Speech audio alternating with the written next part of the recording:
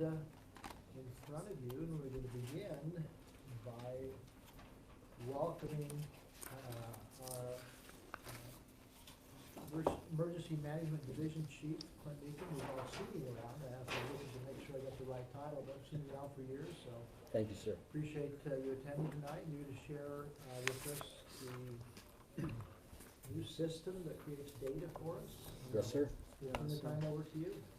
We're pretty Chief excited Watson. about this, Mayor. Thank you. I don't know if we want to really turn over to Watson when he's out of here. It's checking out. Yeah. So I put the hard copy of the past quarterly report that I presented to you. And for that report, we just took each of these sections and put them on slides for the PowerPoint, right? And so we're gonna do a couple of things tonight. We're gonna review this, because one of the things I would like to do is have you tell us what you value in a report. For instance, when I was giving the report, I saw lots of you kind of leaning forward on the hour of the day counts and the day of the week counts. We kind of lost you on the graphics of the donuts, because those values get so teeny and it's hard to come back and coordinate with the legend and things like that, and we're looking at a different format to do that. And then I'm not sure if you value the incident that was dispatched as opposed to what the real call landed at, like the situation found. And if you still want to look at those once in a while, we can do it. Dispatched as just kind of helps us figure out why certain apparatus end up on a call, right? So it can be valuable for that to you. And if you would like to continue to see that, that would be wonderful. It's your report. Where's this one? Would you hand that to Yeah, Doug? And I have more hard copies if anyone in the audience would like to see them. But this is your report, right? So we want to make sure that it is something that you value and that will be useful to you, and we will also go into Intera, and we'll do a couple of things with that. And I asked Chief Meekin to be here for that. He's been involved in the Intera project since it started. It's been a couple years now. 2 years. And so every Friday, there's an onboarding meeting with Intera that Chief Meekin is in. And what he's going to do is show you how to get into Intera. And we want to give all of you access to Intera. You may recall when I was talking about this the last time, I gave an example and I said, perhaps a council member might be wondering about a certain data set for a certain time frame, and you can literally go in and you can set that time frame and hit a button and it'll pull that data for you. So our data is in Intera. It's taken this long to get everything in and work through glitches. But what I'm mostly excited about is that since the data is in the system, if you have a question or you give me an assignment, I don't have to wait for a person to query that based on what their workload is and where this request comes in for the queue, and maybe it's gonna take me 2 weeks to get the data back to you. That all goes away. You get to just look at whatever you wanna look at, when you wanna look at it, for whatever parameters you wanna put into this, and it'll query it for you. So I think this is gonna be really valuable, both in terms of you telling us what you value, and this could take you a couple of months, a couple of quarterly reports to really land on what you consider to be your final product and what you want to see every time, right? And that's fine too. So I'm gonna turn the time over to Chief Meekin now, and we're just gonna go into Intera and literally show you how easy it is to look at things. The other side of this is we're gonna show you some of the things that we want to see in Intera. We're looking at turnout times of the crews to see what part of that adds into the total response time and what part is sitting in the queue and all of those things. And for us, it's gonna help us make some decisions based on data, not assumptions, things like that. So we're really excited about this. So Chief Meekum, please go ahead. Thanks, Chief Watson, I appreciate it. So just a little background for everybody, just so everybody understands. As Chief Watson said, we've been working on this program for about 2 years now. We got the initial first year through a grant through Western Fire Chiefs and NIST. And what we've been working on the last 2 years has really been our data affinity. We thought we had better data than we did. And through this program, we've been able actually to change some of our processes and QA and QC our data. So the data that we're reporting out to you folks is much, much more accurate than what it would have been maybe 3 years ago, for example. So without becoming too boring, I'm gonna launch you into the program. It's a web-based program, so again, and we're not limited on login, so anybody that would like a login, we can absolutely accommodate that.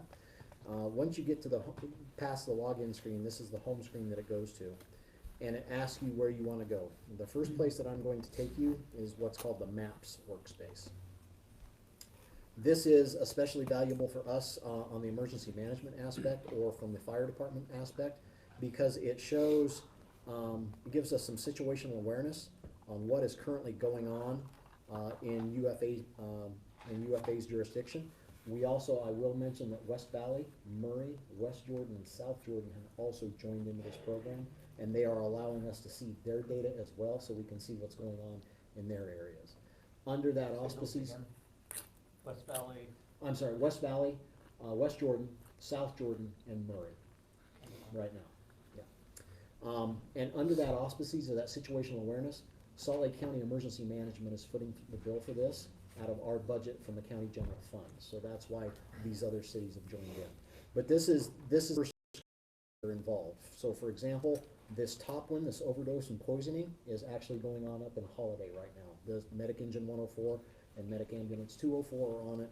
The next person down, the sick person, that's Ladder 75, and Medic Ambulance 75, that's West Valley.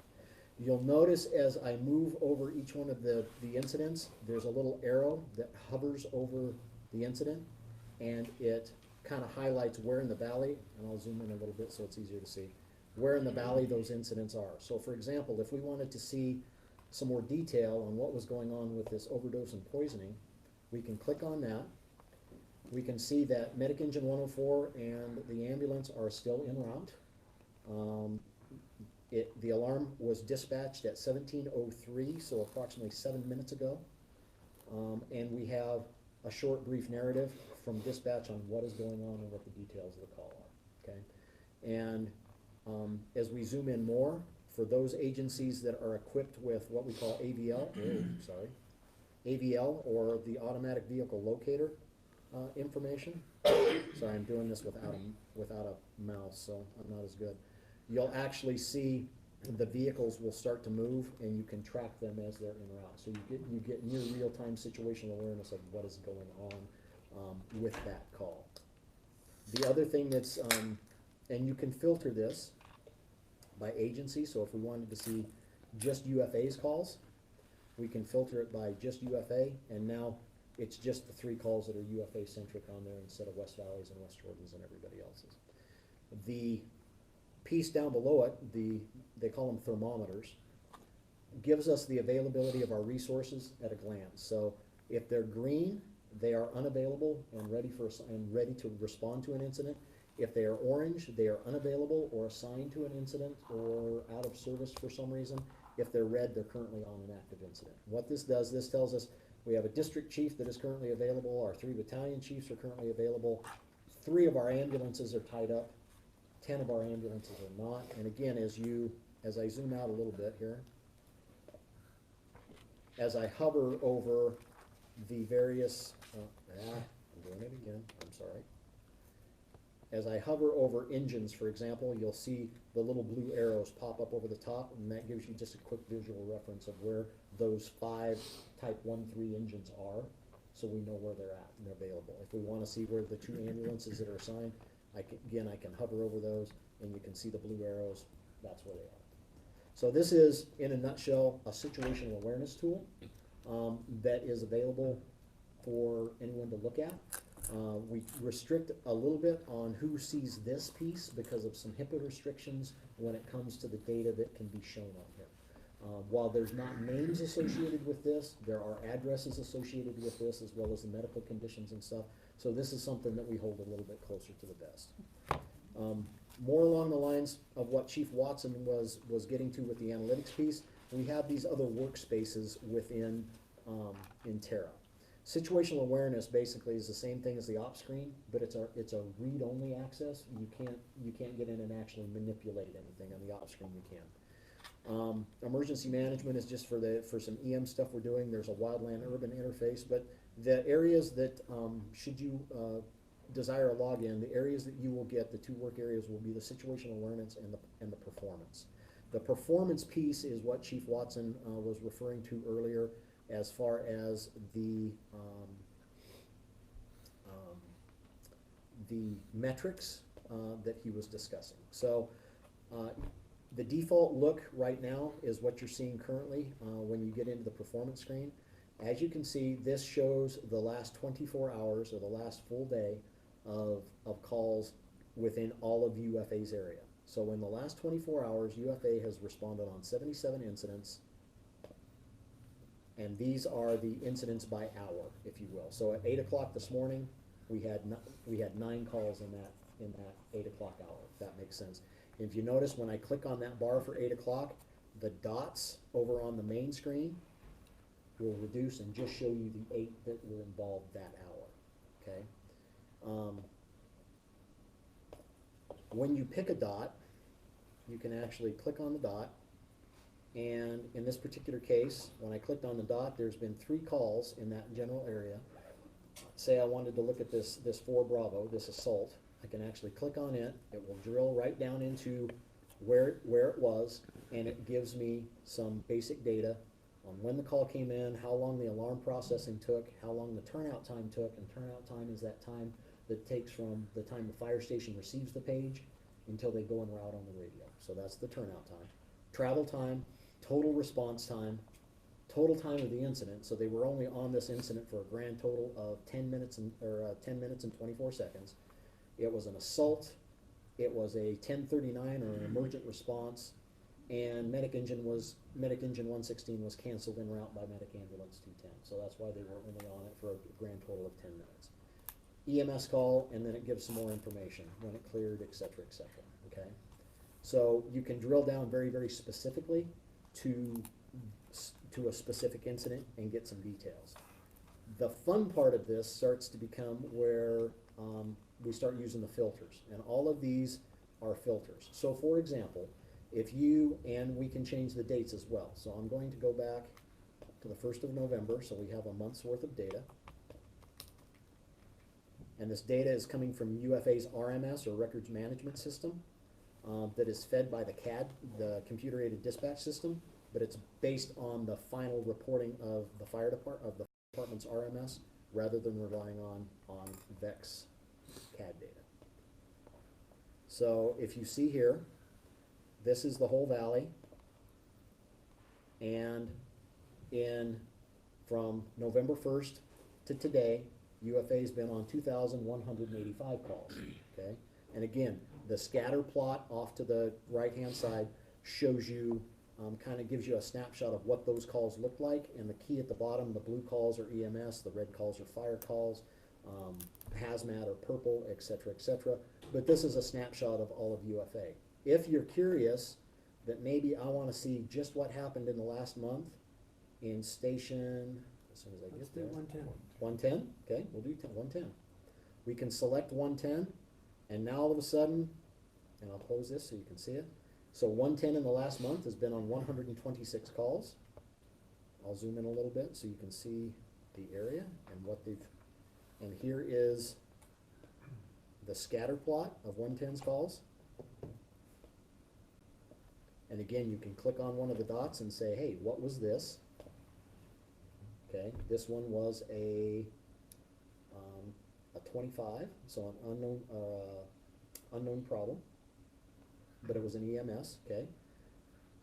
But you can, and again, at a snapshot over here on this side, you can see what hours of the day those calls came in at, and then down lower, here's first arrived units. So from the time they were dispatched, from the time the dispatch center hit the page, sent the page to the station until the first unit arrived on scene, whether it was, if it's a multiple response, it may be 110, it may be 116, it may be a different station, but this is all in 110's fire management zone or 110 zone, so it will show the first arriving unit. And then we can actually drill down even further and say, you know what, I wanna see, come on computer. Actually, it's not the computer, it's the nut driving the computer. I wanna see, for example, there's a section here that says we had 11 calls or 9% that took over 10 minutes to get to. I wanna see what those are. I click on that section of the donut, and now I see those 11 calls. And if we wanna drill in and see why it took so long, or if there were some extenuating circumstances, we can actually look at the details and see if there's any detail there that would explain why it took so long to respond to that call. Does that make sense to everybody so far? Questions to this point? Okay. That's what we call incident metrics, okay? There are some other metrics on this, in this tool as well. And Chief Russo, if you wanna hook up your police department data to this, they can also analyze your police department data in the same manner, if you so desire.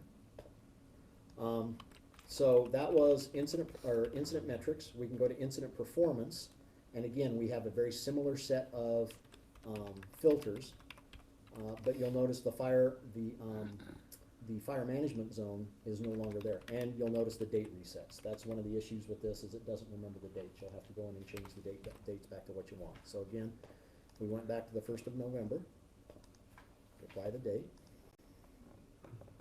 and we want to say first arriving station. Let's take a peek and see what 110 was first arriving to. There's their area again, and now what we're looking at, come on, go away, is we're looking at alarm processing time and first arrived unit. So alarm processing time, this will actually tell us from the time the 911 caller's phone call was picked up at the dispatch center, at the PSAP, the Public Service Answering Point, to the time they put the page out to the fire station. That's what this is reflective of. And you can see that 85% of the time, or 135 calls, these particular calls, were all processed in under 1 minute, all right? The next screen down is the dispatch to arrived again. So from the time the page hit the station until they arrived on scene. And again, it's broken down by category. And again, you can see, you can drill into the details. If you want to see a density map, so for example, our law enforcement brothers and sisters do like crime maps and those heat maps. This can also convert to a density map very rapidly, and you can see, and you can change the image, the density of it, and now you can drill down and start to see, hey, are there specific areas within Cottonwood Heights, or in this case 110's area, that maybe are a little bit more problematic when it comes to response times or dispatch times, or call volume, okay?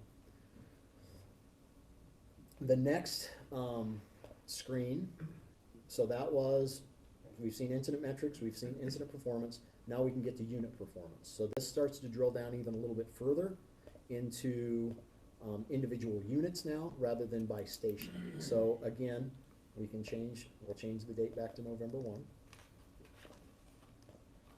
We'll apply that date. And sometimes it takes a minute to load. There's 5 years worth of data in the system, so you can go back up to 5 years and look at 5 years worth.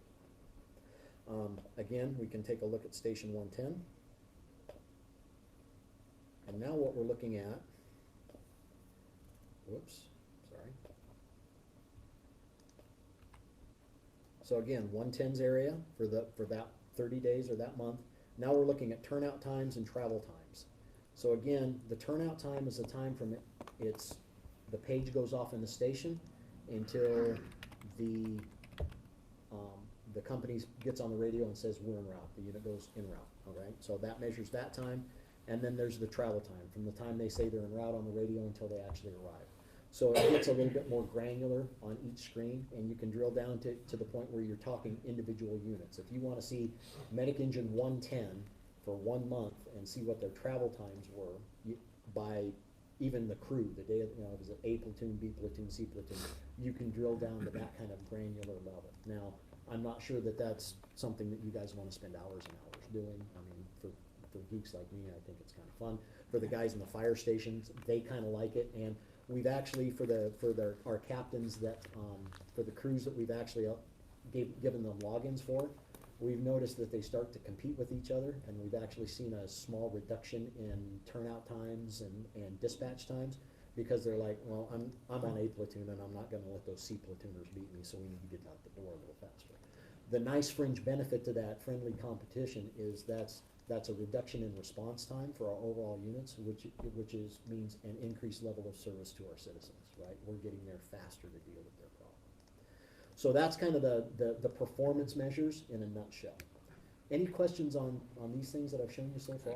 Anybody? And this is obviously a lot of information, right? Yeah. It'll take you some time to digest all of that. I think the thing that is exciting is that the data is in here, like I said.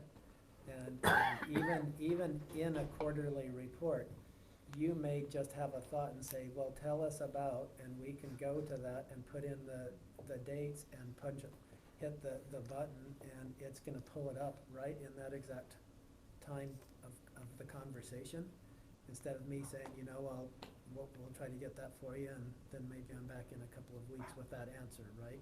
We can do that at the time. How does UFA as an organization use the data? I'm sure that. Well, we will use the data for several things. Some of the things will be for future planning for station locations, for instance, and there's another support program that the chief mentioned that will help us with that. It'll also tell us, for instance, if the data will help us know when it is time to do a 365 peak load ambulance at 116. For instance, right now, we're doing one in the winter time, right, to help with the load in the canyons in ski season. It may tell us that it's time to put another crew in a station because of the call volume, and it's better to run 2 crews out of that station instead of go build another station 4 minutes away. All of those things will help drive decisions for us. Another tool that's here that is important to the fire department side is this wildland urban interface. So you'll see all these blue dots. All of these blue dots represent homes or plots that are in the designated wildland urban interface as defined by the state of Utah. So Can you scroll in just? yep, I was just gonna say, let me drive in here. So let's drive into the Cottonwood Heights area. Might be interesting. I was just gonna say, I sense an interest here. Yeah. Well, I was just curious as to how far west the Yeah. blue dots were.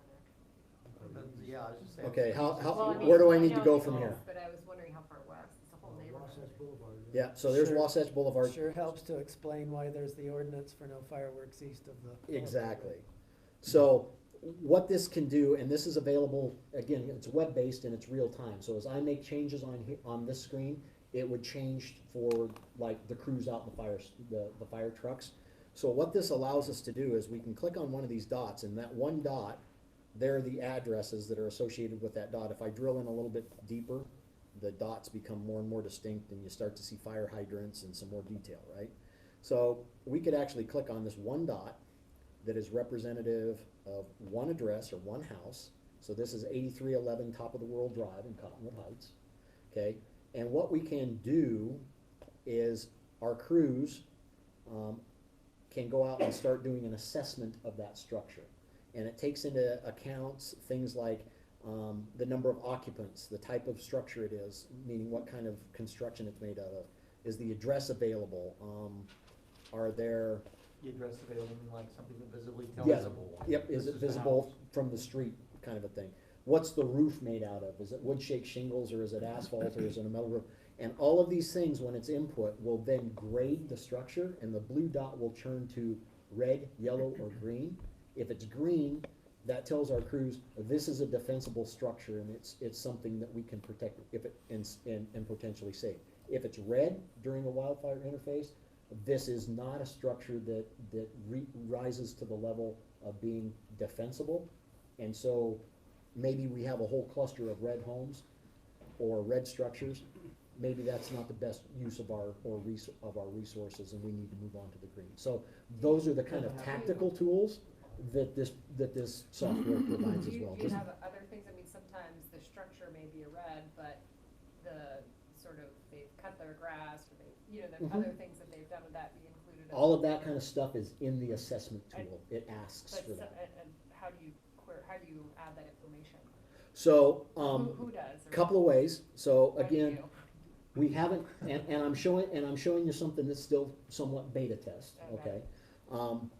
Our wildland crews, for example, are very good at this, and this follows the same assessments that they currently already do for structures. This tool allows us to take pictures and associate pictures with the lots as well. So if there's something that's unusual about the structure, hey, it's graded red, but really this is what it looks like. Now that gives a visual tool for the crews rolling in and saying, okay, it's graded red, but I'm looking at the picture here, you know what, there's some extenuating stuff here that maybe wasn't taken into account in the structured formula, and we can do something with this. So there's those kinds of tools and options in here available. It gives our firefighters information so that if we do step into a California wildfire type situation, again, we kind of know this is potentially dangerous for our firefighters. We need to evacuate it rather than try to defend it. Or, hey, this is a good defensible neighborhood, and we can step into that mode. Does that kind of Well, answer your yeah, question? I mean, it seems like everybody with a blue dot would wanna make sure that their house is a green and not a red. Correct. And so how do you? so, okay, Yeah. I follow better And now. so you're gonna wanna, so A, you wanna communicate it, but also. Right. How do you end up determining the blue dots, that whether they're red or green? Are your crews over time gonna be So taking those photos and filling in there's a couple of different best practices for that. Yeah, Boise Fire Department uses this tool right now, and they actually have this on an outward-facing portal, and they let the citizens oh, okay, self-assess. got it. Okay, so it's based on honesty that they're putting in the right data, and it's gonna grade. Santa Clara, California also uses this tool.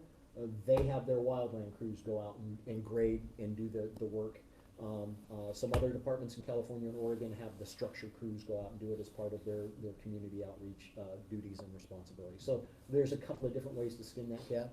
We are assessing those to see what's going to be best. As you can tell, as we zoom out, there are a lot of structures to assess.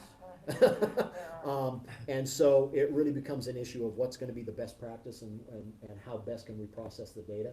And the reason that this is still in beta mode is because we haven't developed that process. We're not sure what's gonna work best for us. So, but hopefully that kinda goes to the question as far as what else can this tool do for the fire crews, et cetera, et cetera. You might just a little bit more to the city again. Oh, yeah, sure. Zoom out or Yeah, keep going. Is there other spots? So that's basically the only. Yep. You don't have any of, I wondered about where you live, Crestwood. Mike? So Crestwood Park Crestwood Park. is not defined as a urban interface area by the state of Utah by their definition. But it does fit the code for areas that you can close. Correct. So this layer that we currently have loaded is just what the state of Utah defines. That's not to say that we can't add other stuff in Which as is we something move you down do the as road. you're doing development. Absolutely. The Jordan River, for example, doesn't have a lot of stuff anywhere along the Jordan River, and that's another urban interface area. Dry Creek and Sandy is another one that is absolutely an urban interface area that would need to be addressed, but it's not on the state's layer. So this is just the state's data. That's our starting point. Back to analytics a little bit. There is another workspace that if you go to, it provides you with another set of tools, and this is going to look much more similar to the reports that Chief Watson has been giving you, provided it'll load for me. Come on.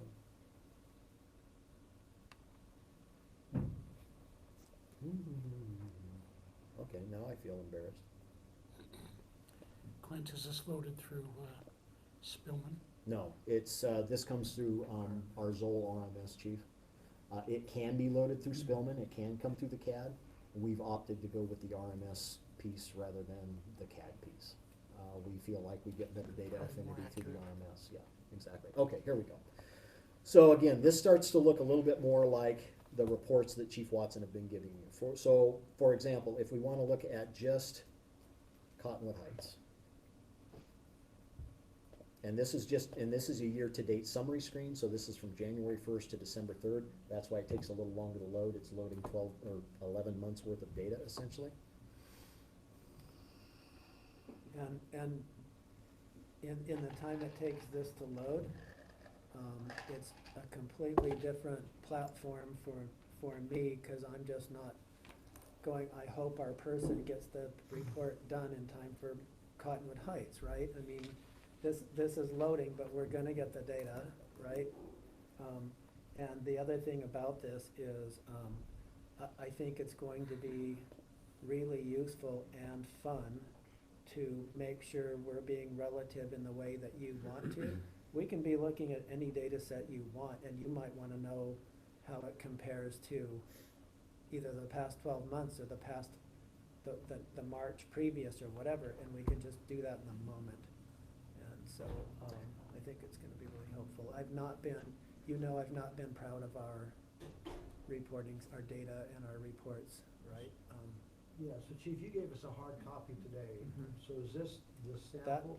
That was the report that I gave you for last quarter, Yeah. when I introduced Intera to you, and now that we're going through and seeing what Intera will do, you get to tell us what you want to see in this I report, what noticed one matters thing to that you. was not on this is response times. Yes, Um, we can if easily that's- do that. If that's a, by, obviously response time maybe for an EMS call may be different than for a fire because of I don't know.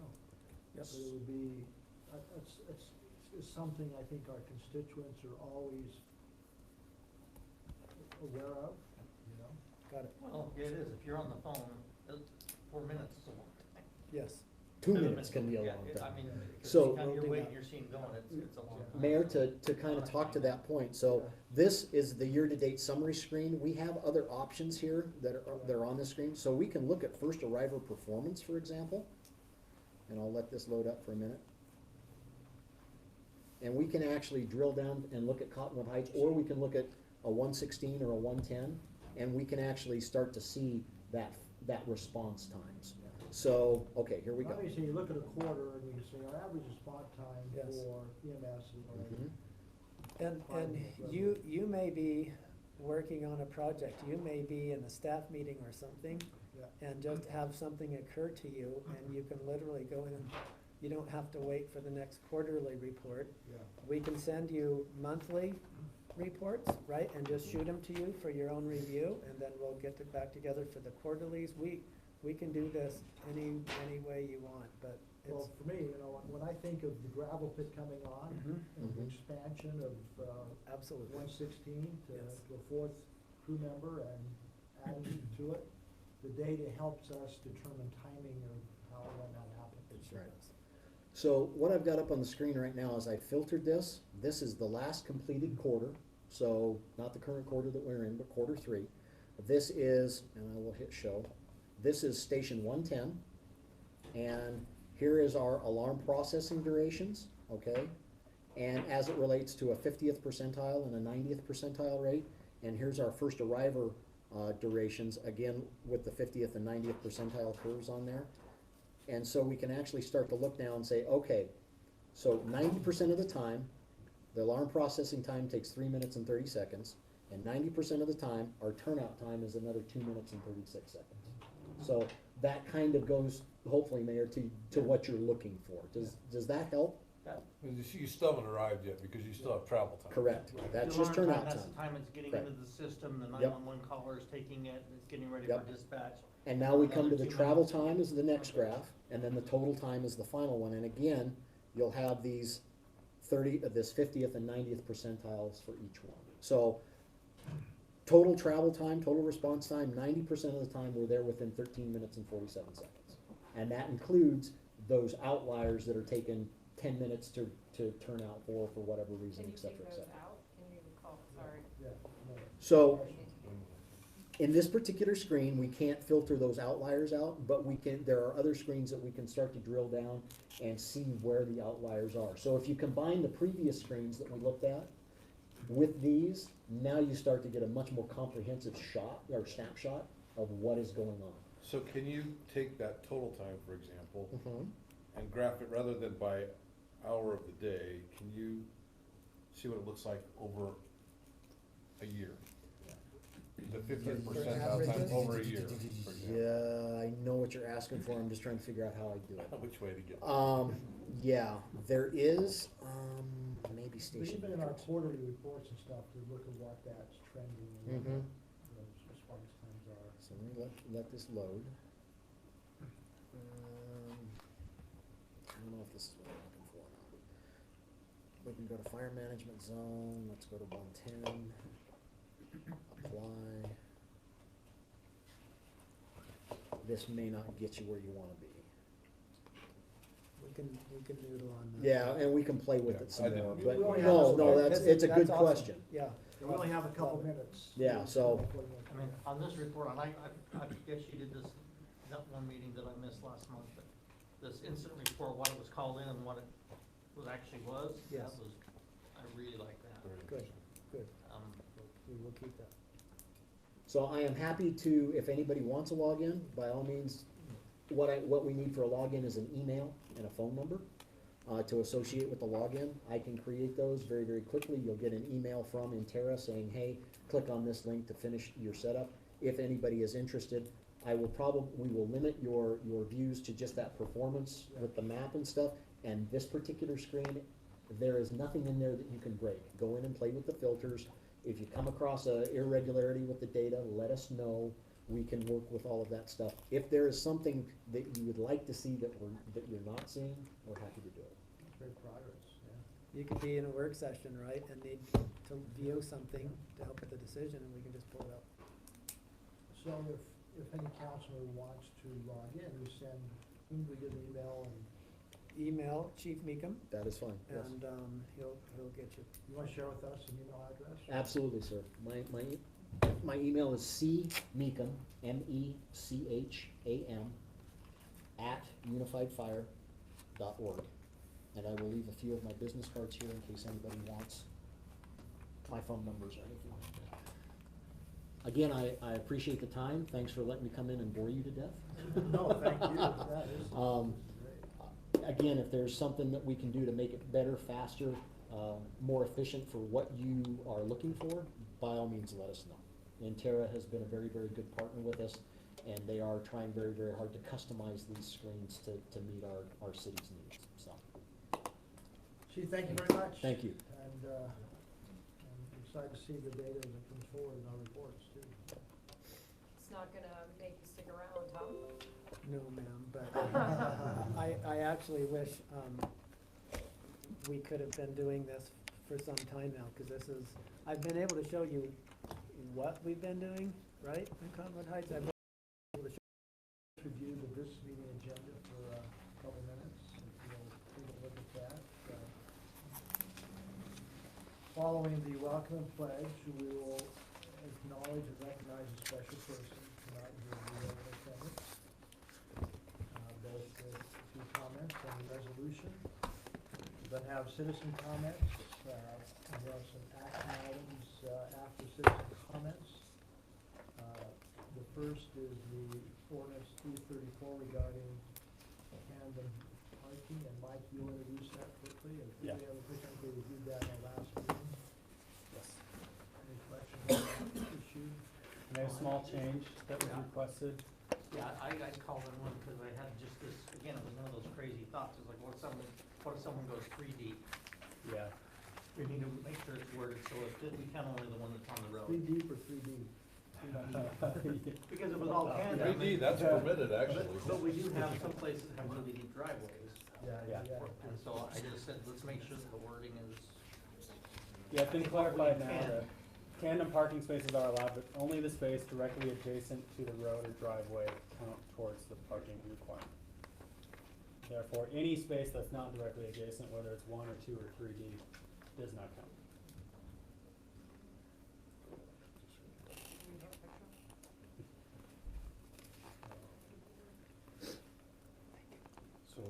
driveway here, and I have parking spaces there. Mhm. How many's coming? Here's the driveway. Here's the driveway. So I can pull in, I can get these cars out. Mhm. How many does that count? If you have to stack cars, only the one closest to the road counts. They're not stacked. If it's though. not wide enough to fit two cars side by side. Let me drop that picture. Go ahead. I'll answer that. Well, I think I understand what Mike's, Item 4.2 is the resolution approving distribution of funds for Pine Drive and Fort Union of $70,000 from corridor preservation money and that. Yeah, this is a, kind of somewhat of a cleanup. This is the remaining funds to purchase. We've already purchased the Wells Fargo corner. It was one of the last remaining properties on this project. It's already been done. This is reimbursing us for some of the funds we've spent already. From the county. Yes, correct. It's corridor preservation. Then item 4.3 is the resolution 75, it's the interlocal agreement between UFA and the various cities and townships. The only question on that, Shane, do you want to introduce that today, or, I mean, I think we've all been through it. It's a 25-year agreement, reviewed every 5 years. Building the agreement allows us as a contracting agency to withdraw with 12 months' notice. The budget part of it, I think annually, the budget implications are presented to us from UFA, we respond to it. I'll be prepared You to know talk this about one? it. Oh, okay, I Change That, yeah. so those, Who wants to introduce it? I will introduce it. Okay. so the voting weights change you. Voting was based upon Does it say population and But budget. that's, yeah, Right now, it's changing a lot. it's about 7.43% for us based on population. Right, budget, yeah. And So you only use the weighted voting as fiscal vote, yes.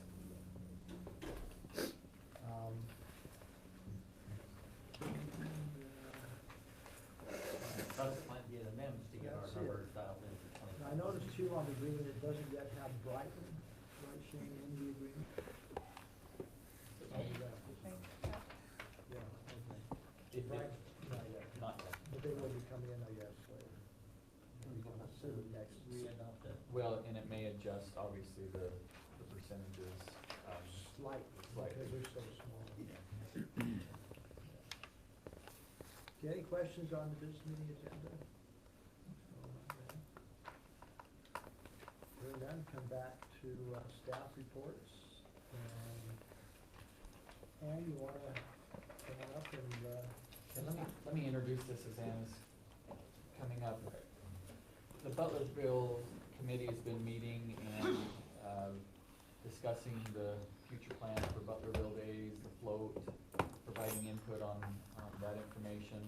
As we move into the end of this year, the reason why we're bringing this now is we have to start the process, and we have actually started the process of negotiating agreements related to Carnival, related to the float, related to other aspects, and also the dates are very important to firm up. And so we wanted to present that information to you.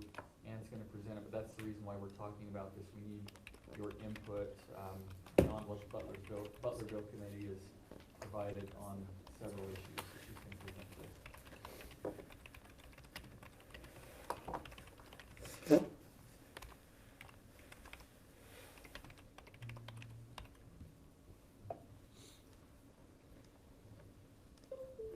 Should have dialogue in that.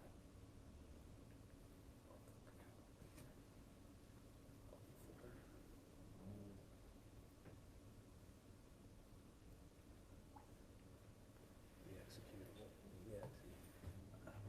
Don't want the middle one yet. Let me provide more commentary then. So one of the big things we need to talk about is the dates of Butlerville Days. We have some ideas, once again, with the committee that's looking at this, and Play from the we want to, outline the dates with you. This portion is talking about the float, but we need to understand that, because if we're gonna lock in and work on these contracts, with carnival providers, we have to make sure we have dates in place and that they can meet the needs of us as well. So why don't you start with the dates and what Butlerville committee is, Okay. Butlerville committee is Um, talking about. How many So- members on your committee? Oh, I don't know, 15? 15 to 20, I think. Yeah, yeah, I haven't counted, I It can was count. changed a lot, yeah. Yeah. So I'm still going back and forth with the Butlerville Day Committee on this, making sure that they're comfortable, but we wanted to just bring it to you of what the two, the direction I got from the Butlerville Day Committee is they, number one, they want a carnival. Number two, they would like it on a weekend. And three, they don't want to be on the 24th, during the week. It's just too hard. It's hard to get volunteers to help out at the event as it is. Do it on a holiday, it even gets tougher for us. So those are my directions that I follow, is what they want. So what I do is I reach out to the two carnival companies that we go through, City of Fun and Brown's Amusement. Last year, we went with Brown's Amusement. So I reached out to them, and then City of Fun put a bid into. City of Fun has been the one that we've used the last 3 years prior to that. Brown's Amusement can only come on, I think this is the third weekend of July, so it'd be July 17th and 18th. They are willing to give us a contract for these dates for the next 3 years. We could lock Butlerville Days in for 3 years, which would be great asset to the community knowing what day we're actually gonna be. We could start booking, pretty much everything, to music acts, to, to everything, it could go quicker and easier. City of Fun can come in on, July 20, I think it comes the 24th and 25th next year, which is a Friday and Saturday. The following year, I think it bumps back to 23rd and 24th of July. So those are weekends, but again, it's City of Fun. Cost-wise on both companies, they both will come with a flat fee, the same flat fee. Brown's, if you hit over the 60,000 in revenue, they seem to go up a little more and higher on what we get back. Everything else is pretty close the same. Ticket prices are $30. We've been lucky the last few years to get them cheaper. Brown's is offering Buddy Pass again for a couple hours. Overall, Brown's contract is a little bit better than City of Fun, but what we're looking at is your thought on dates, because these are such equal contracts pretty much. I'm gonna go back, I've sent emails, I've been discussing it with Butlerville Days, but going to the third week, the one drawback that we have is Draper Days. And their parade is at 9 o'clock in the morning, goes to about 11. Ours at 11. We would have to try and get those floats over to ours. Am I worried about food vendors? Absolutely not. I probably had over 50 people call me last year to be a food vendor at our event. Am I worried about acts on the stage? No, because Draper Days does higher acts than we do, higher acts. They have a lot more money to spend for theirs, and we could even have the crowd, if we wanted to, hold that many people in our park. So what we're looking at is just dates. Do you have a slide that shows the dates? I don't. Can you So please it's state July them again? 17th and 18th? July Yeah. 17th. We're gonna do that third week. It's right? It's the Friday. third week, Third Friday and Saturday. Third Third Friday and Saturday. Versus the other, which was the 24th and 25th. Yes. And that was year one, then you'd given year, I think, year two as well. Does Brown's change to the fourth weekend after that, or they just wanna? No, do they the will, they can only do that third. Last year, because I think it was a fifth weekend, we had a fifth weekend in there, they were able to So get us they're in. committed on the fourth elsewhere. Yes, they both are. So like Brown's is committed, after that, they cannot do it, and they cannot do, this is like their only slot, and City of Fun, this is their only slot. So again, That's- if it was ground, then it would be the 16th and 17th. Yes, Each of the 3 years. 17th and 18th. 17th and 18th, Yes. Friday, Saturday. yeah, 17th and 18th, yeah, The third week, Friday and Saturday, to Yes. be more specific, Yes. not, Yeah. not those Yeah. dates, okay. Third Yeah. week. third week, So one's the third week and one's the fourth. fourth week, yeah. And But you're saying- then and City you're of Fun, saying this year- City of Fun only gave me two years in a row that they could do. After that, they would have to relook at their calendar again. And they may end up bumping, we may bump, City of Fun knows they have the 24th open. So if they're really tight right into the 24th, they're good to go. It's only because they have it open on that weekend, it turned out to be a weekend.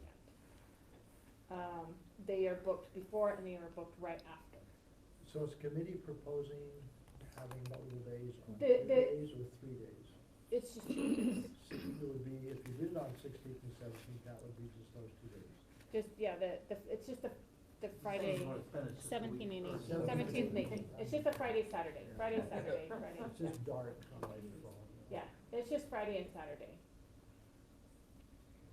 But we're recommending, looking at the two proposals, the Brown proposal with those dates of the 16th, 17th, and the 17th, 18th, yeah, Yeah. whatever, yeah. Well, the third week, Friday and Saturday, Yeah. having that locked in is what we would recommend if the council is comfortable with those dates. My But that's first for 3 impression years. was Brown 3 was a years. much better, Yeah. much Brown better last year? vendor, yeah. Yeah, Brown was probably. It was much better than the prior 2 years as far as the vendor. I mean, I'll go back to, I'm working with Butlerville Days, I'll go back to them, ask them, like, I've sent them emails, they're slowly coming in. Make sure that they're all comfortable with it, but we wanna make sure you guys are comfortable with it, so I don't get your dark hopes up and. And you said Draper Days is on the 24th and 25th? No, It's on it is the- on It's that. on that Oh, same it's third there. week, that becomes a constant issue with floats, But that's if all we're right. sending, Yeah. well, We won't get There's the gonna be floats. somebody, Well- we're always gonna conflict with somebody. We have them so much. But No, if it's on not- the 24th and 25th. Well, the 24th. 24th, we conflict, cause it's, Pioneer Day. yeah. But we did it but they're later. at a 5 AM and we were, Well, we were at 3 o'clock. Right. yeah, so, I mean, that would become an issue in 2021 for conflicting with days of 47, if we didn't change the time of the parade. Well, Um, it would be probably this year, wouldn't it? 24th, 25th, and this year? Well, Yeah, but the 24th that's is a Friday. Oh, got it. So it's just, it happens to be on Saturday. The Draper Days, that would be a consistent issue. And- But what happens is like on July 24th, we go to Murray, and Murray puts us at the Yeah, on the beginning. 4th, right. Yeah, on the 4th, I'm sorry. They put us at the beginning of the You do parade, so 3. we can get to West Jordan. And then West Jordan puts us at the end, and then we drop it at Sandy, cause it's in the evening. We're actively negotiating with Draper on that, I mean, if we need to, telling them that if they need to get, if this is the date. Or that's selected. floats just decide, do we go to Draper, do we go to, I mean, maybe they switch it around. I mean, those are the options. I mean, I know that the committee absolutely loved the Browns amusement. I know the feedback from the residents, Oh my God, the It feedback was- from this, why was it, cause this last year, they caught them by surprise, it's like, it's not gonna be next week. It was because we were before, I was like, Not doing it on it was, the 24th. they were expecting it on the 24th. we were fireworks and after, stuff, yeah, and we were that after was- last year, and it so was, yeah. It was like over before families showed up to see it. Now, we had some residents over here the night of the 24th texting me saying, where's the fireworks? So, I mean, you're gonna deal with that. We're gonna deal with it, yeah, yeah. But if it's on the 24th, 25th, we'll deal with it on the 24th, people coming to see the fireworks on the 24th. We hold them on, we would have them on the 25th. I mean, that's the night we would hold them, so we'd be doing it after next year too, so. Feelings from the council? I mean, I can argue both ways in my mind. But the committee recommends 17th and 18th? Well, the committee has recommended they like Browns, but I've only heard back from a few, so I'm not gonna speak for the full committee until I get them all back.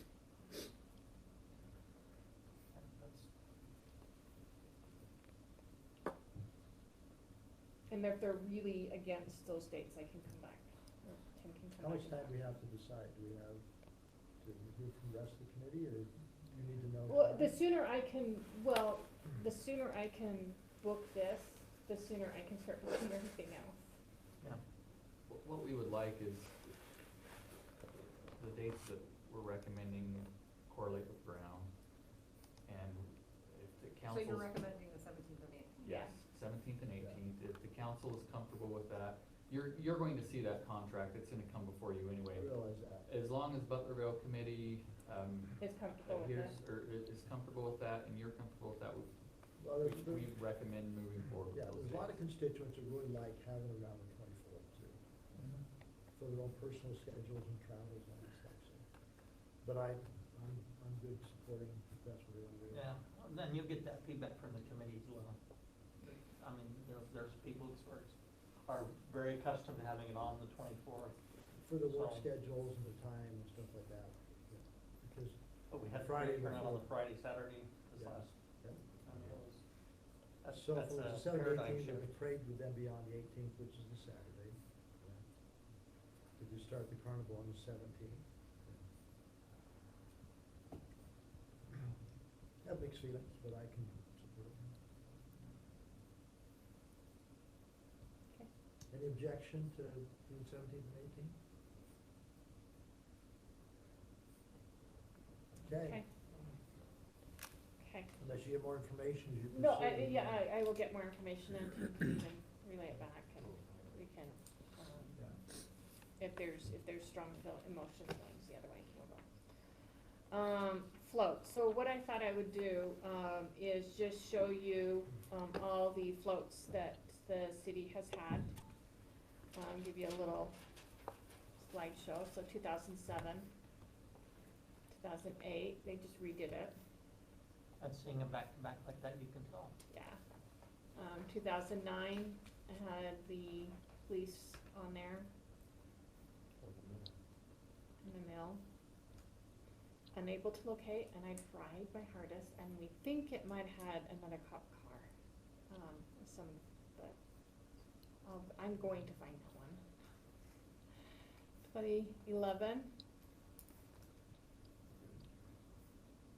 2012, There's a very young Mike Shelton in there.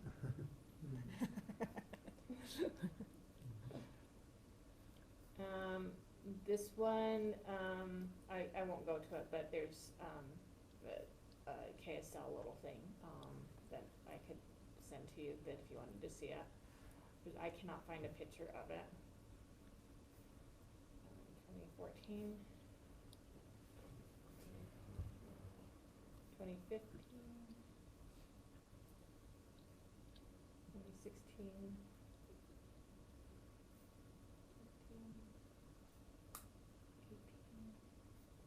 19. So I just thought it would be kind of fun to kind of show you what the city has done, all the different things that it's been out there. So this year, how this works is, I reach out to, the float builders. Right now, we only have 2 float builders, in pretty much the state of Utah that are building floats. And the 3rd one quit this year, that he did this one. He's no longer doing it. I wanna get in contract with one of these companies before, they get too booked and cannot produce anymore, just say we're done. So, reached out to the 2 companies, gave them some thoughts, some ideas, and they usually will take those ideas, but still throw me some different things back. So, one of them gave like just more fantasy, the Alice in Wonderland. Another one, this can be changed, to fit Butlerville Days. We've actually, never done anything for Butlerville Days at all. Most cities does something for that. I don't know why we've never even thought about that, but we could take some of this stuff off, like we don't have a bull ride, and redesign it. They just pull these out of their file. And then, the stagecoach one. Again, they just kinda have things in files and that maybe they present it to someone else and they just kinda throw it to me. Those are just ideas. I've taken them to the Butlerville Days group. They have gone kinda, back and forth on it. They like the stagecoach, but then they've gone back and said they'd like they didn't understand the bull ride, but I went back and I told them we can make some changes on them. We can make changes on everything. Nothing is set. These are just ideas that we're presenting right now.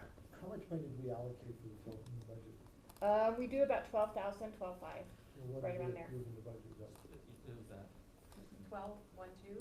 12,000. 12,000, 12,000. For the float. yeah, 12,000, 12,500, yeah, That's what's approved in the current budget. yeah, yeah. And that's on the lesser end of these floats. Last year, didn't we spend, maybe it was 2 years ago, 17, if I remember? Well, no, we doubled it because we had the train. Right. So the two total was like 24 for 2 years. But we paid the bigger chunk and then we paid the smaller chunk, is how that happened. I think I found the 2009 one and we paid 10,900 back in 2009. So we really haven't increased that much. We're still at the lower end of what most cities pay, is what it is, so. We've also reached out before to get ideas from the community, and I had a lot of luck or a lot of input as we reached out on ideas. Council was quite, prolific in their comments. Yeah, on this one, I reached out to the U.S. City Council because they're the ones that kind of write them, and they did not like the stagecoach at all.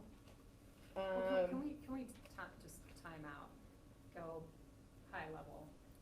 I've shared my concerns, I think, with you, Tim, and maybe haven't, but I'll just break, I don't know if any of you, seems like a non sequitur, sperm whale found dead with rope and plastic in its body. This is, I mean, microplastics are everywhere in our community. I get really passionate, we have a sustainability person, and when I see those floats and I see the plastic and I see our community contributing to it and I see the styrofoam plates that we have for dinner, it's just like, at a local level, we have to be doing better. And I just can't support $12,000 in plastic and a float. It doesn't build community, our students aren't involved. We could take $12,000 and hand it to the Boys and Girls Club of Murray or wherever, and they could build our float for us. And we would have probably a really cool float with recycled plastic in it. The same recycled plastic that we can't recycle anymore because it has stuff in it because we're afraid to put it in our trash because it has pieces of Coke in it, liquids of Coke.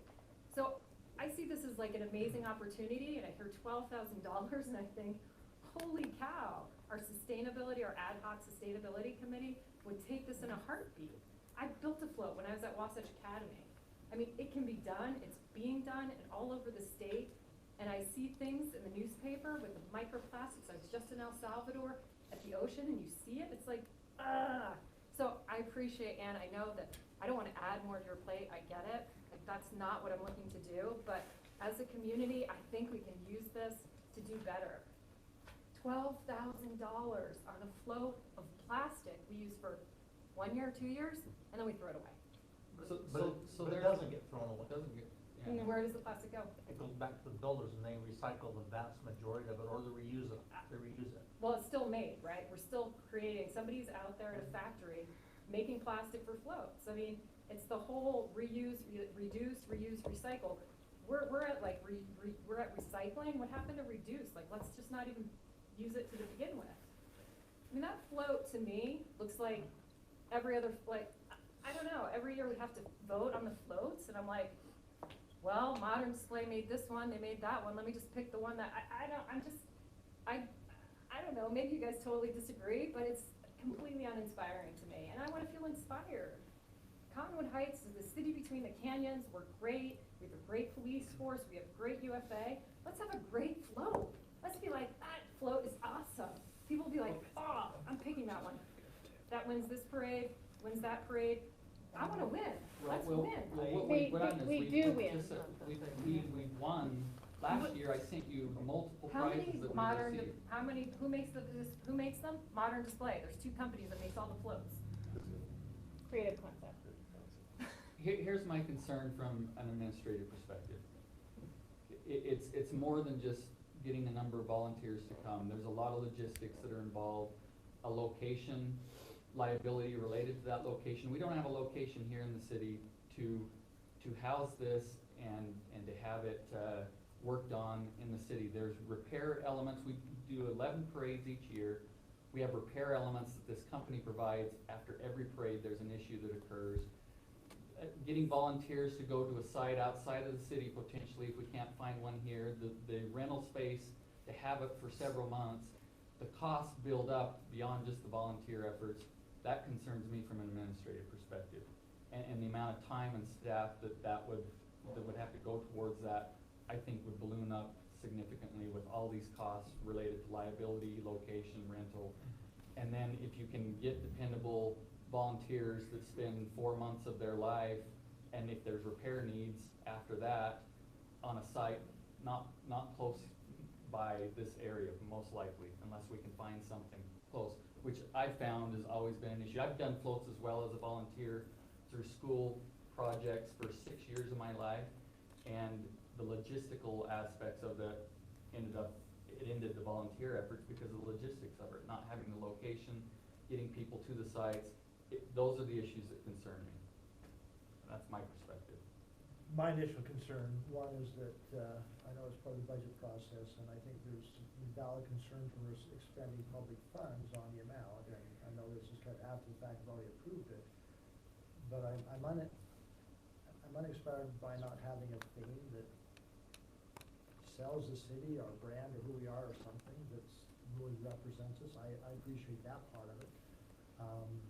I know like a year ago, we talked about finding a way to reduce it and minimize some of those impacts. I wish we would have got to it early. So is there a theme for Butlerville Days? We don't actually have themes for Butlerville Days. We don't have Well, an last year actual we focused theme. on the veterans. Well, we And discussed the Grand veterans Marshal, and then, Grand right. Marshal was a veteran. Right.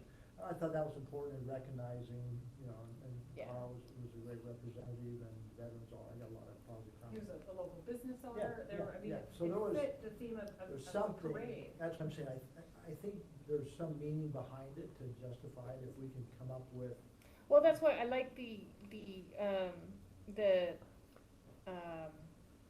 one for, to do for Butlerville Days, because we have never, ever done one for that. And, something we could call it would be building spirit, community spirit.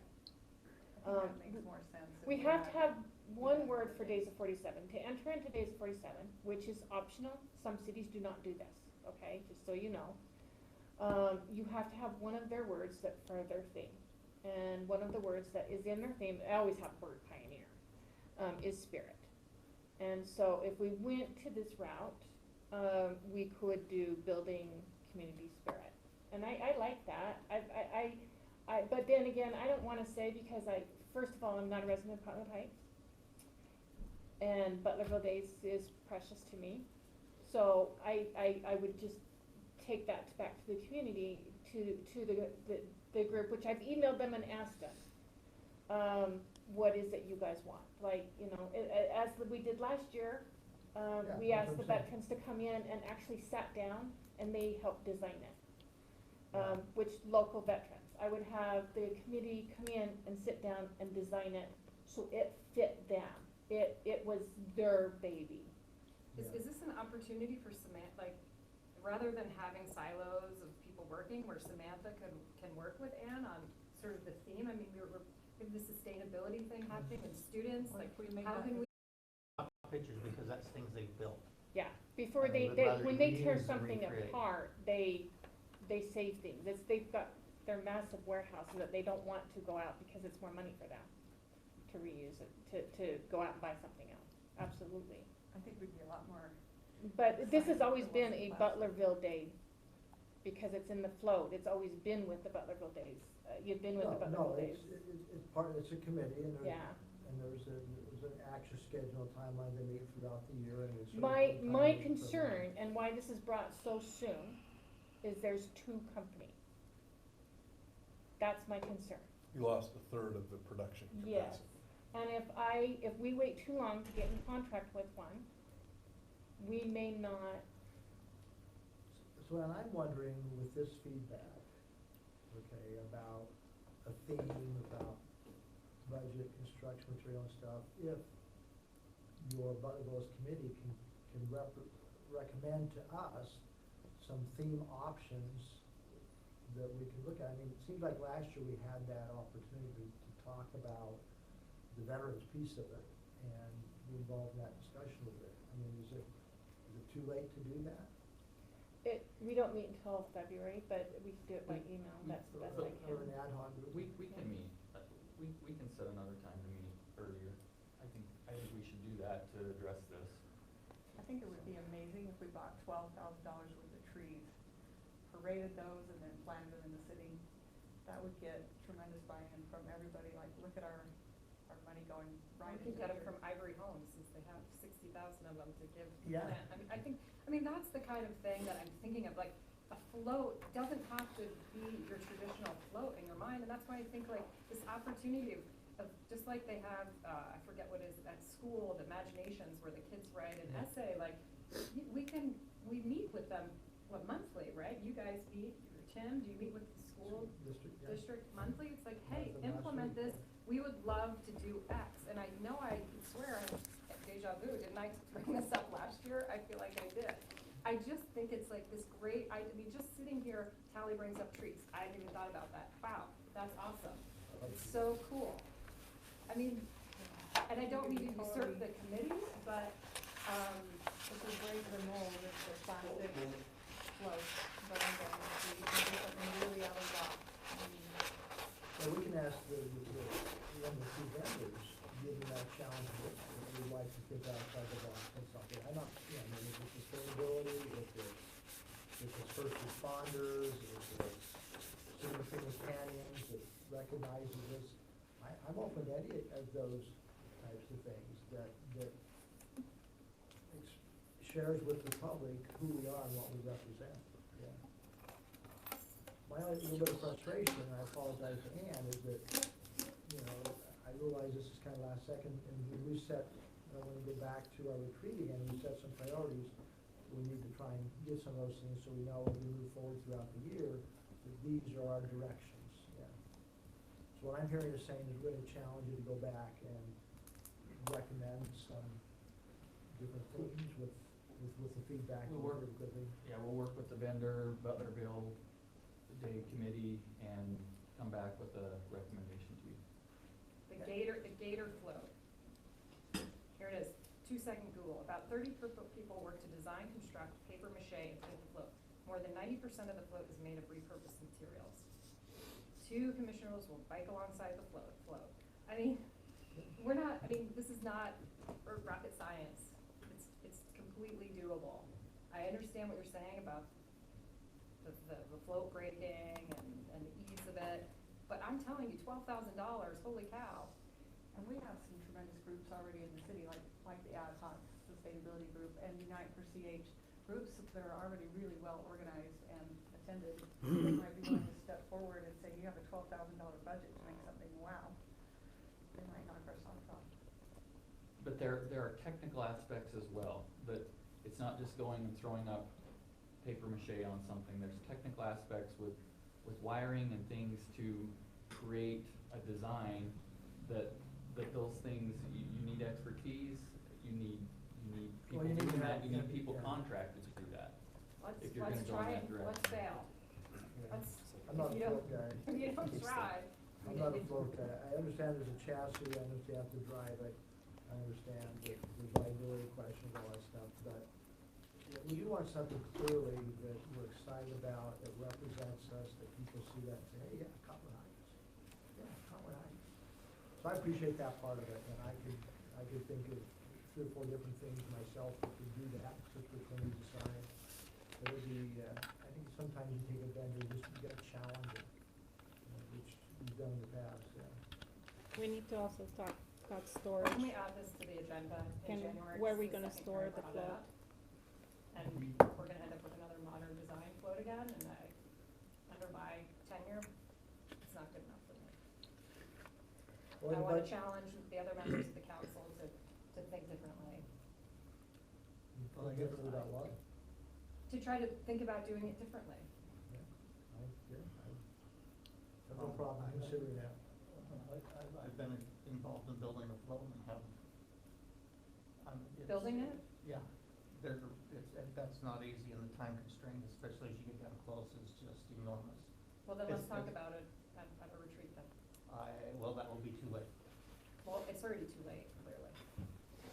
There's Well, I the, think we're- there's the we're- storage issue where you're gonna put it together and keep it and make, you know, There's a warehouse here. yeah. But I still think we're saying right now, we've heard some feedback, we take a step forward. We make sure that it's on a retreat agenda as to what is expectations for folks going forward. I'm hearing both things. Then I'm also, I think I made a recommendation, it'd be great to pull Samantha in on this as our sustainability coordinator, to use her expertise and help Ann with her job if she has time.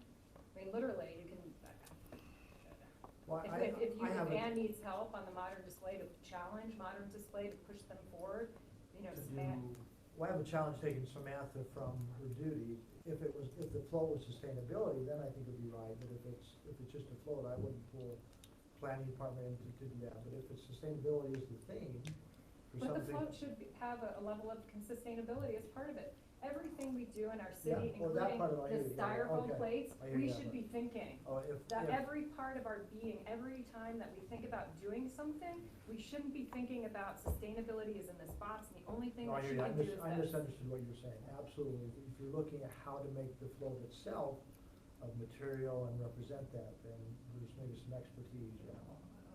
Yeah, I guess Yeah, I hear you. I guess I hear 80% of it or so that's recyclable or reused. And to me, that's a win.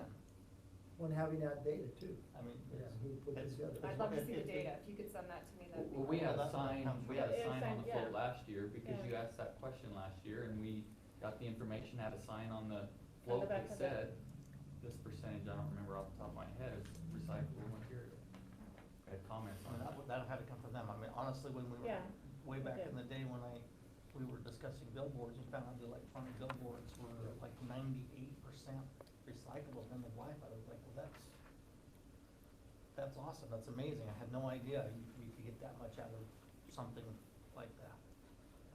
All right, It we was only have, very we important. only have about 10 minutes, so we've got one more item to go through. So I think the direct feedback here, if you understand it, you can talk about it wrong to the council, is that we're challenging the vendor, we're challenging the committee to look at some theme representing the city of Cottonwood Heights, if it's sustainability, if it's first responders, if it's city commander, something, and taking into account the concern of having, which we all should be sensitive to, that the float is of material that is recycled or reusable, that represents what we spend a lot of time on this year as far as sustainability and the climate stuff like that.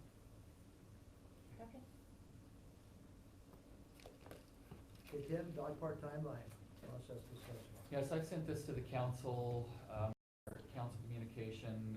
It's a follow-up to the conversation we had related to the recommendation of the Parks, Trails, and Open Space Committee.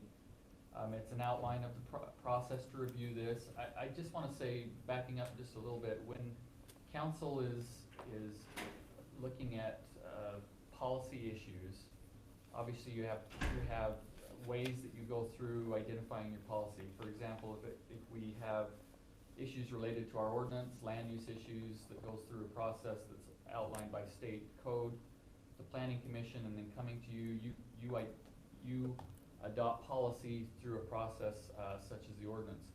A lot of the policies that you adopt come through the budgetary process, and a lot of what this outline shows, and I'll go through it real briefly, is that if you're deciding to move forward with a dog park, it's a budgetary policy that you'll have to implement.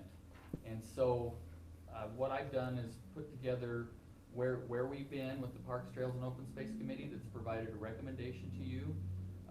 Tonight, I'm outlining this process. If it's something that you're interested in moving forward, we can move forward through this process. It includes, the third step is information gathering. A lot of it you have with the Parks, Trails, and Open Space Committee, what they forwarded to you.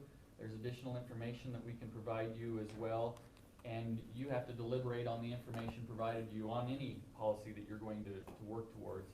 We're also gonna have survey data. The survey data, I'm hoping by the end of next week will be finalized, but we'll be discussing it the first part of January. Irene will be coming back on that. And then we'll have the retreat where we can talk about this as well, and you need to give staff direction on moving through due diligence process, which would be another step that we could look at through January, February after the retreat. Then with the recommendation, as well as I would recommend, and this comes from me, that you have alternate sites. I think the Parks, Trails, and Open Space Committee talked about alternate sites as well. But you get public input in that dog park through an open house, and then after that open house, after all the input, all the data that you have, you can direct staff to put this forward in a budget proposal, and then it would go through our budgetary process that ends in June, roughly, of this upcoming year. If that's your policy direction to have a dog park, we have that information with some preliminary due diligence. If it's adopted in the budget at that time, then we move forward with a more formal plan to work with a group if we're looking at design and other elements to implement hopefully in the spring and summer of 2021. This can be modified, but this outlines a process. There was conversation last week or 2 weeks ago about understanding how this would be moved forward as far as a recommendation, and this is what I'm proposing. Happy to answer questions. Could we speed it up theoretically? That was one question I had. The proposed site Yeah, that it they looked wanna like some of do the, is doable. some of the steps are a little bit long, yeah. I think we could do it a lot faster. So faster as far as the budget, sure, you could amend the budget right now, and you could go through a budgetary process right now, amend the budget and include a dog park in this year's budget, and then yes, it can be moved forward quicker if you wanna do that. I still would recommend though you have public input on these sites. That's a key part of this, and getting this data is a key part. I interpret what you're saying was that some of these that are 3 and 4 month steps, maybe some of them could be streamlined a little bit, yeah. So it's a draft to look at some steps to make sure that we've done our due diligence. One thing that Tim and I talked about in our meeting was the concept of having an alternate site. And one of the things to move things along more quickly is if we want to have the proposal of an alternate site from the committee, we ought to make them aware that that's what we're looking for. And the longer you wait on that, I think for the council to propose an alternate site around the Parks, Trails, and Open Space Committee would short circuit the process that we set up. And so we have to ask them for that if that's what we like. We have, Yeah. Roger is here. Did they have some type of dialogue? Well, We've got 3 minutes. I- we have to- what I would say with that is an alternate site immediately could go back to the Parks, Trails, and Open Space Committee, if that's your direction, to have them identify an alternate site and just have the committee do that. That's what I. Roger, one person right now doesn't do that. That's not, that wasn't the comment. Are you suggesting that they go back and look for an alternate site? Or are you suggesting if we as a council had an idea for the alternate site, propose that to them and have them? The former of those ideas, so that they propose to us. If we want 2 sites, it's better for us, I think, to ask them what their alternates are, what their first 2 or however many we care to look at, rather than saying, here is the alternate site we want you to weigh in on. Well, the first question to me is, as a council, okay, the committee has made a recommendation to us.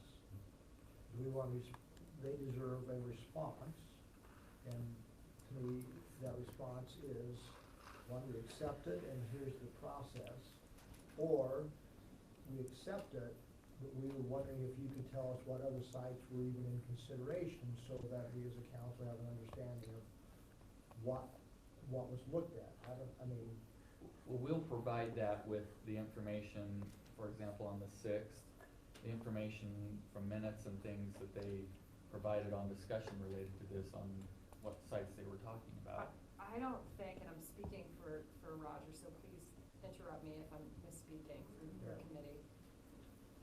I think they want a place. And if we have an alternate that we think we can build and we can find and we have a great idea, I think that they would take that recommendation from us and not be insulted. I think they wanna see something. Is that fair, Roger? That's fair. but I think we need to have that discussion then. We've not had it online. I'm saying if some of us on the council know of an alternative that we think is a great alternative, I don't think they would mind if we added that to this and started the process, rather than wait for them to meet again in January, at the end of January, for us to get back to them and waste 2 months. I think they would prefer us to say, here's an alternative, we have an alternative we think would be good, let's study both of them and let's follow the process. Did they have a second or third choice in the list of? No. No. The only thing I will add to that is, I don't think going back to them stops this process. We're still moving through it, just when we get to the point where we're looking at an open house, we need to have an alternate site, is what I'm suggesting. And that open house is further. Down the road. It's down the road, so to me, that doesn't stop us moving forward with the way this is outlined. That's my opinion. If you get that idea back to them in a reasonable amount. Yeah. But to be frank, I think there's another site that's been talked about offline that we would like to consider. But I think in fairness to the committee and to the council, we need to all talk about it and see if that's a recommendation we'll move forward on. And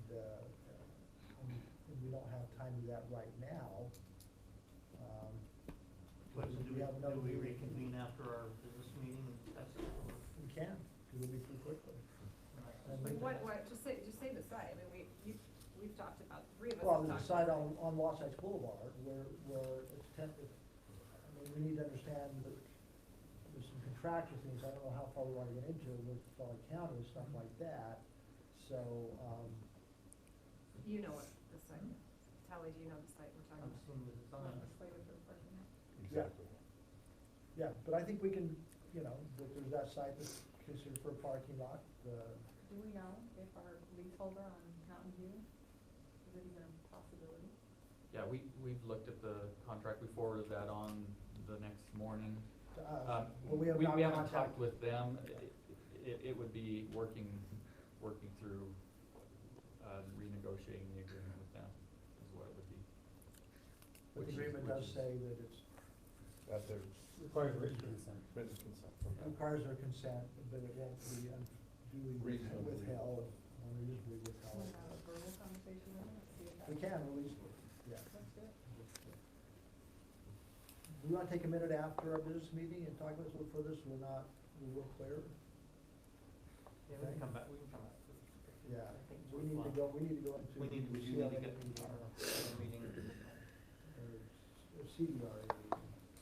So we adjourn this, well, let's come back and make sure and give some good direction and. Move that we adjourn the work session and go to our CDRA meeting. Got a motion?